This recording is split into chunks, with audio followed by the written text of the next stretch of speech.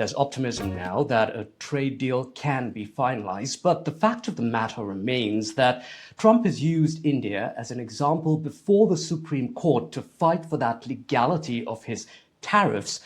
If he makes that trade deal with India, wouldn't that jeopardize or undermine his case before the Supreme Court? So should we be as optimistic as some people are? Trump is unpredictable, and in the world of trade, that's extremely dangerous, and it's bad for business, and it's bad for economic ties as well. And certainly, India should be one of our top allies around the world.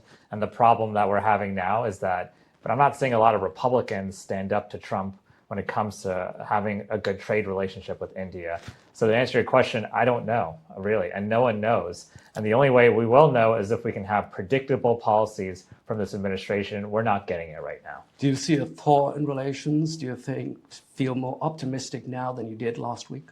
I don't know, because with friends like Trump, who needs enemies, right? And so, we've built this relationship up over several administrations now. It's come a long way in the past 20 years. And I was in the Obama White House. We had a fantastic bilateral meeting with Modi. And even the first Trump administration at times said that we're going to prioritize this relationship. But it looks like they've unraveled all of it. And for what? Is so Trump can be the world bully on the world stage. And the reasoning behind the tariffs, with India's buying Russian oil, Europe is buying just as much, if not more, Russian oil. Talking about that double speak, on Tuesday, Trump reportedly got on a call with European officials. And on that call, he demanded that Europe slap 100% tariffs on China and India for buying cheap Russian oil. So in some ways a doublespeak, because then hours later on Tuesday evening, he softened his stance on India. So what do you make of this? And is Trump now trying to get the EU to do his bidding against India? Again, I think the tariffs are illegal. I think the Supreme Court should do the right thing and strike them down.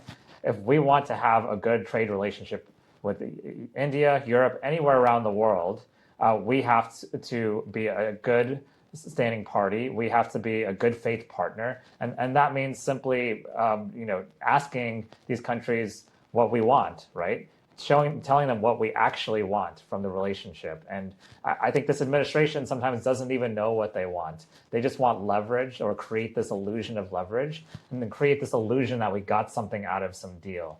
And so it's very much like Trump to create a problem and then solve it, right? So that he can say he solved the problem. That's what he's doing right now, except this is a harder problem to solve long term.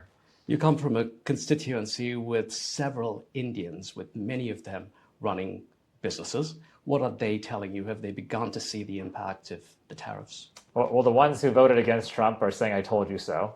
They're saying to their friends, like, well, this is what happens when you elect someone as unpredictable and dangerous as Donald Trump.